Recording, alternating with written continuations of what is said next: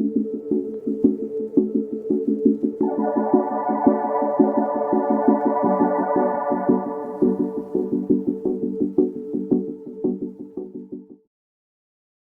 Toastmasters, members and guests, tonight I'm going to give you a speech from Project 1 of the Storytelling Manual, where I have to tell you a folk tale, and I've chosen Goldilocks and the Three Bears.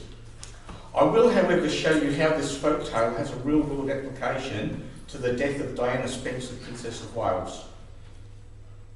So let's start off with a folk tale. Here we go, Goldilocks and the Three Bears.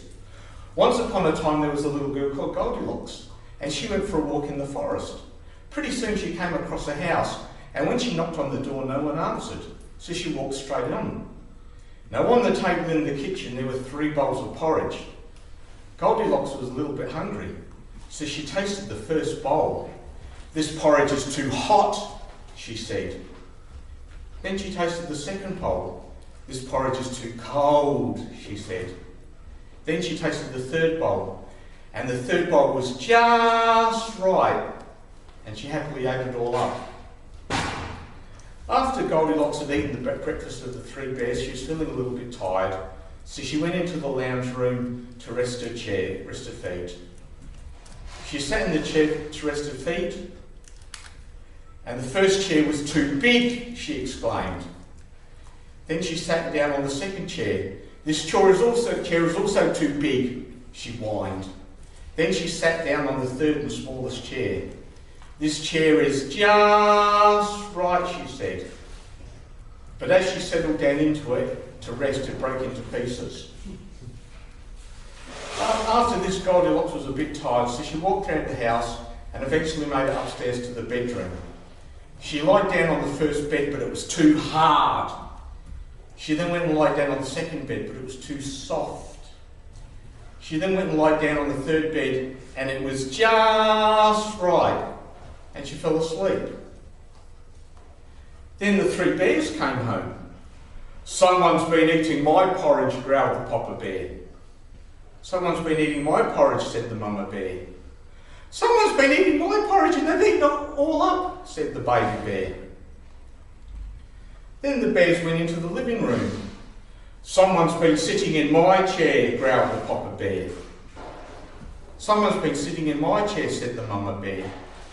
"Someone's been sitting in my chair and they've broken it all to pieces," cried the Baby Bear.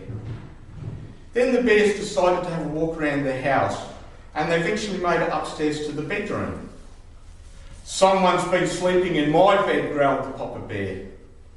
"Someone's been sleeping in my bed," said the Mama Bear. "Someone's been sleeping in my bed, and there she is," cried the Baby Bear. At this, Goldilocks woke up and saw the Three Bears. She screamed, "Help!"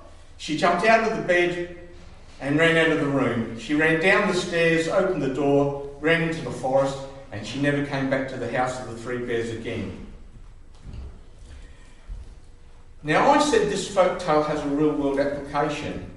It applies to the death of Dianna Spencer, Princess of Wales. Now, Dianna Spencer died on the 31st of August 1997 in a car accident in Paris. The car accident happened in the Pont de l'Alma tunnel in Paris.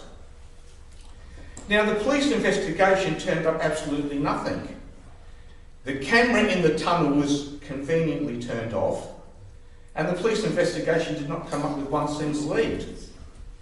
The police investigation was not too hot, it was not just right, it was too cold, unable to put the heat on anyone. Then we come to the autopsy and the claim that the driver was intoxicated. Now, there's video evidence of the driver, Henry Paul, walking, leaving the hotel with Dianna just before the accident. Now, it takes over 104 leg muscles and postural muscles to walk in a balanced fashion and transfer weight from one leg to the other. Now, in the video, the driver had the walking reflexes of a cat. He effortlessly transferred weight from one leg to the other. Now, from the autopsy, analysis of his blood sample said that he was in excess of 3 times the legal limit.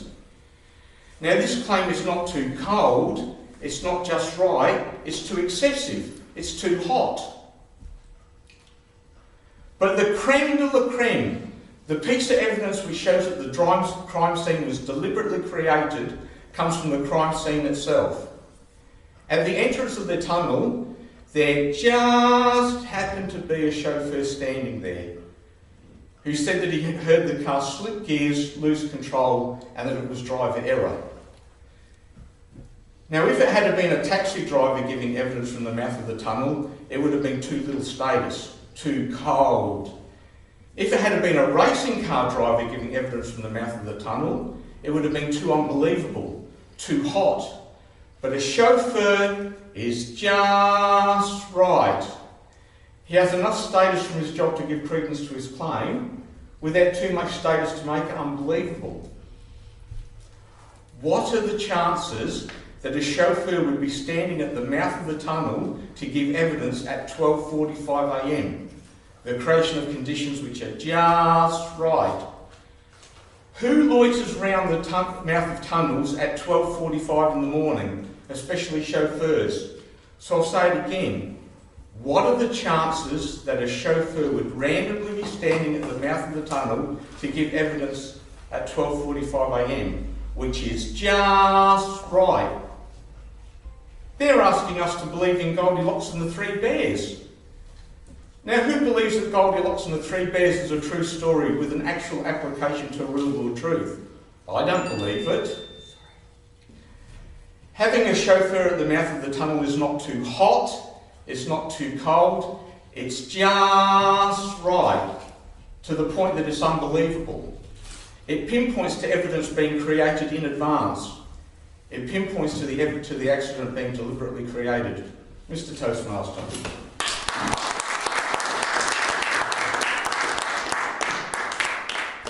Thank you very much, Mark.